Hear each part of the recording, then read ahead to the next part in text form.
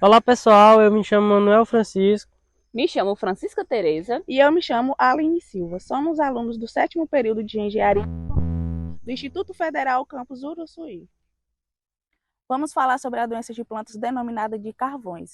De acordo com a classificação de doenças de plantas proposta por McNeil, essa doença se encontra no sexto grupo, onde nesse grupo haverá a interferência da utilização dos produtos da fotossíntese. Os carvões são considerados como doenças secundárias, pois possuem uma baixa taxa de agressividade, porém uma alta taxa de parasitismo e uma especificidade quanto ao hospedeiro e ao tecido.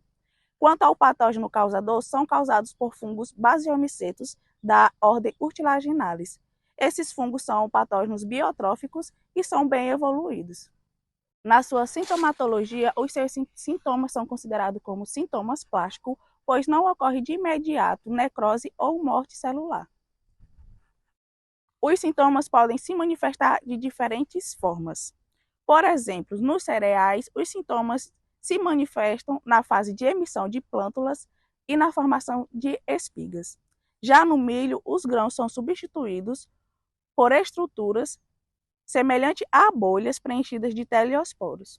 E na cana-de-açúcar, o sintoma se manifesta no meristema apical, sofrendo modificação e formação de uma estrutura denominada de chicote.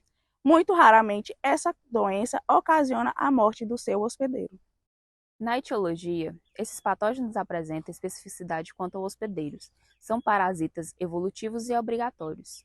Normalmente, formam os esporos, como teleosporos e basidiosporos, e desenvolvem micélios monocariótico primário e dicariótico secundário.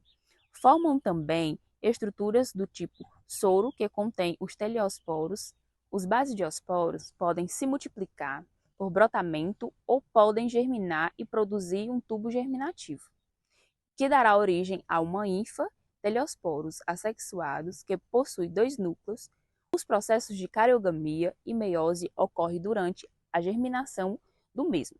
Os soros são formados no tecido do hospedeiro, principalmente no caso dos carvões dos cereais. Os agentes dos carvões apresentam grande variabilidade genética, o que implica no aparecimento de raças patogênicas.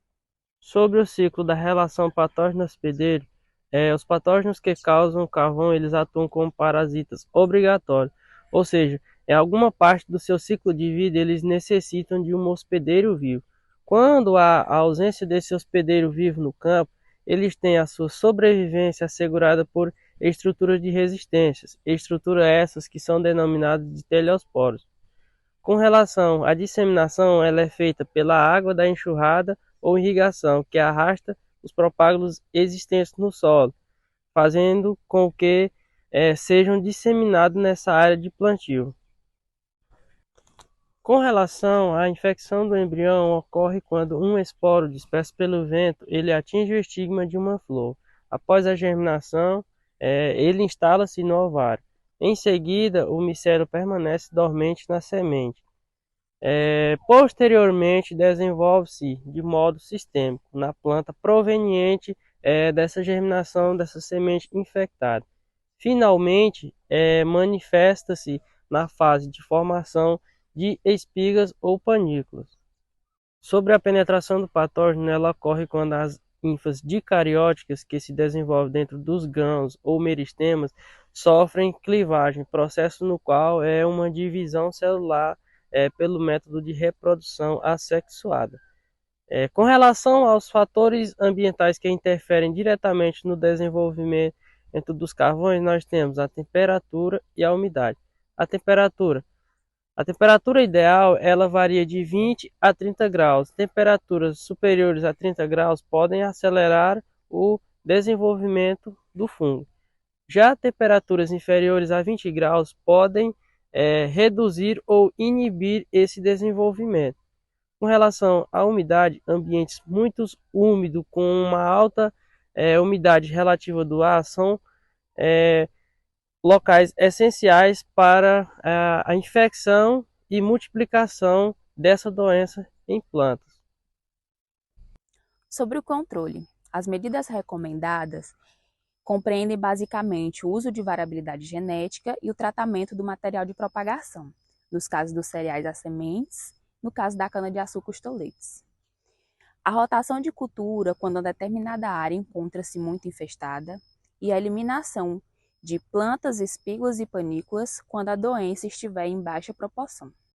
Segundo o Ministério da Agricultura, recomenda-se também as boas práticas agrícolas, evitando-se estresse hídrico e altas taxas de nitrogênio.